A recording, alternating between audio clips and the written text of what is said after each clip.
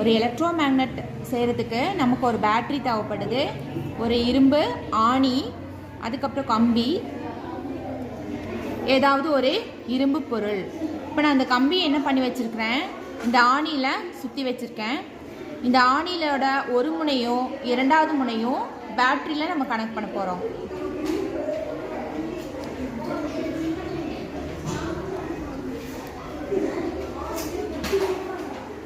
இப்போ நமக்கு ஒரு மின்காந்தம் தயார்.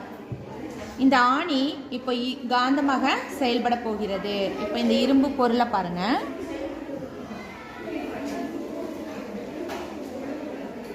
இந்த இரும்பு